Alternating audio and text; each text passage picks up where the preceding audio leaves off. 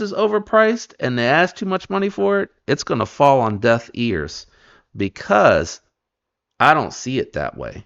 I don't even see it close to that way. I think Spyderco prices are fair because their MO is performance and ergos. They're not out here trying to win style points. They're trying to build something that you can take out into the wild and use and abuse and bring it home and still be able to cherish and appreciate it later for years. I'm not saying those other knives can't do that, but I'm saying that's not what they're about.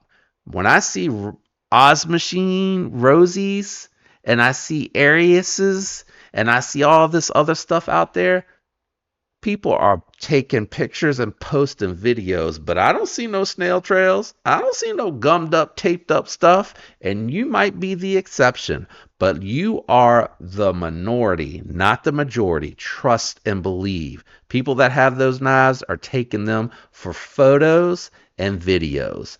I'm going to tell you what, this is already getting carried and it is going to be used just like the Shaman, just like the Manix 2, just like the Para 3. And I have no fears about using it at all. And you know what? At the end of the day, with those snail trails and being used, it's still going to fetch a pretty penny. All right, I'm going to get off my high horse now. I appreciate if you hung with me through that. I just feel passionate about what Spyderco is and what this particular model brings to the table. It is sad to me that you can't go out and get this readily available. It's limited run. It is expensive. It's a lot to spend on a knife, period. Regardless of where you fall on the spectrum, it is a lot to spend on the knife. But if you want something that is like this, I am going to point you right to the very first knife that I talked about, which was the Quiet Carry Drift L. Washer-based knife, Vanex at a very good heat treat, made in Taiwan with all titanium hardware. That's going to be the one that I recommend as the alternative recommendation. Yes, it isn't as readily available, but you're going to find it more often than you are these or the Atom with the titanium scales. Although I did see that they're ramping up how they're going to be doing production and just posting to the website. So you may be able to get that. And that is a good alternative. As far as the design goes, I don't like that it's scales on top of liners. I do like the fact that these are titanium frame locks when it comes to the Bowie and to the Quiet Carry Drift L. I don't know about the drift. It could be, if you know, can you sound off in the comment about the regular size drift? I haven't experienced that one myself, so I just can't talk to it, and your comment might help someone else. And I love that we all share that in the community as well. Anyway, having gone through that very interesting review, it's a very recommendable knife. It's a knife that I'm very happy to own and have in the collection. Is it a forever knife? Right now, I would say yes. I would say yes just because of how rare it is and how much I like it. Am I going to go out here camping with this one? Probably not. Am I going to carry it whenever I want? Cut whatever I want with it? Oh, absolutely. Absolutely. It is built for that.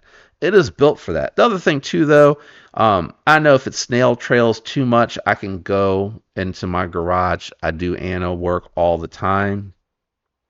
So I can replicate this pretty closely if I ever wanted to fix it up, make it look pretty again. Because I also think that this is one that, I don't know that I would carry it to a wedding per se, but on a date, somewhere fancy, somewhere nice, where it, if it's permitted to have what is deemed as a tool that is viewed as a weapon at times, can be carried. Yeah, I could see this pulling that off. I really could. I think it's a really clean, classy look, man.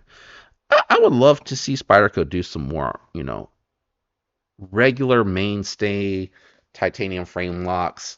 I don't even care if they don't do bearing knives, even though their smock is incredible. I really like their smock. I know a lot of people don't because the compression lock and the way that it takes away from the edge, but I like it. I think it's an awesome knife and the action's phenomenal. I'd like to see them do a few more, but they have a hard time as is keeping up with the variety of steels that they offer on the variety of models that they have. I mean, I was excited to see the Bodacious. I'm just waiting for an S90V, 15V, M390 version of that to come out, and I'm going to snap one up. I'm going to grab it right on up. All right, guys, I'm going to get out of here. I've been going on way too long about the Bowie. Let me know what you think down in the comments. Either way, I love to hear it either way. You're not going to really change my perspective, but I love and appreciate and respect what you may have to say and your standpoint on this. More affordable options, because I didn't cover that, I'm sorry. Off the top of my head, I'm going to steer you to Kunwu, because I'm thinking heat treat, edge retention. So look at the S-Tau or the Tau. The S-Tau's the sheep's foot. If you want the drop point, just look at the regular Tau, especially the version 2. They started putting the different texturing on there. Awesome. Thanks for tuning in. I love you guys. I hope you have a fantastic week. Until next time, peace.